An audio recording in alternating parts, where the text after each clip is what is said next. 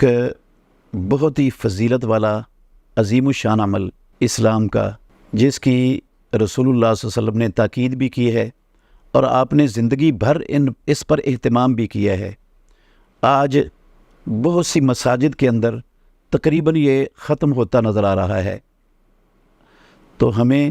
اس کو بھی زندہ کرنا چاہیے۔ وہ ہے دن رات کی 5 نمازوں میں، نمازوں سے پہلے اور بعد والی مؤکد رکعتیں، سنن مؤکدہ جن کو کہا جاتا ہے ہماری زبان میں۔ رسول مکرم صلی اللہ علیہ وسلم نے فرمایا، عائشہ ام المومنین کی حدیث ہے ترمذی میں، جس شخص نے دن رات میں 12 رکعتوں پر ہمیشگی کی، اللہ رب العالمین جنت میں اس شخص کا گھر بنا دیں گے۔ وہ 12 رکعتیں، 4 رکعتیں ظہر سے پہلے، 2 رکعتیں ظہر کے بعد، 2 رکعتیں مغرب کے بعد، 2 رکعتیں عشاء کے بعد اور 2 رکعتیں فجر کے بعد،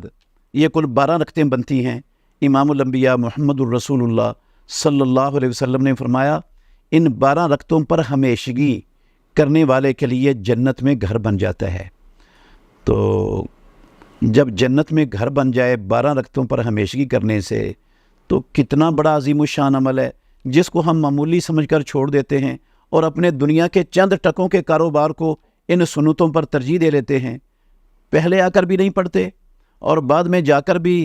جو ہے نا وہ فرضوں کے بعد بھی جانے میں جلدی ہوتی ہے، اس وقت بھی یہ سنتیں چھوڑ دیتے ہیں۔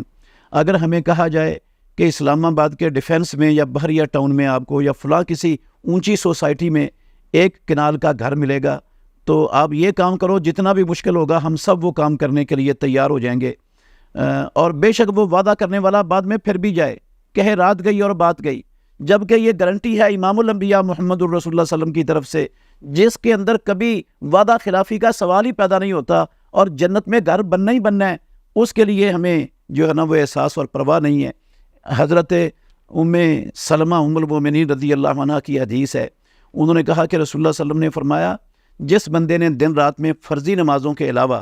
12 رکعتوں پر ہمیشگی کی، اللہ رب العالمین جنت میں اس کا گھر بنا دیں گے یا جنت میں اس کا گھر بنا دیا جاتا ہے۔ ام المومنین ام سلمہ رضی اللہ عنہ کہتی ہیں، جب سے میں نے رسول اللہ صلی اللہ علیہ وسلم سے یہ سنا نا، میں نے کبھی زندگی میں یہ چھوڑی نہیں رکھتے 12۔ انبسا وہ بیان کرتے ہیں ام المومنین ام سلمہ سے یہ روایت، انبسا کہتے ہیں کہ جب سے میں نے ام المومنین ام سلمہ رضی اللہ عنہ سے یہ روایت سنی ہے، میں نے یہ کبھی نہیں چھوڑی۔ انبسا سے بیان کرنے والے عمر بن اوس وہ کہتے ہیں، جب سے میں نے انبسا سے سنا، میں نے یہ ضرور رکعتیں نہیں چھوڑی۔ اور عمر بن اوس سے بیان کرنے والے ہیں اس روایت کو نعمان بن سالم، وہ کہتے ہیں، جب سے میں نے نعمان بن سالم سے یہ روایت سنی، میں نے کبھی ان رکعتوں کو نہیں چھوڑا۔ آپ اندازہ لگائیں، ہمارے اسلاف وہ رسول مکرم صلی اللہ علیہ وسلم کے ان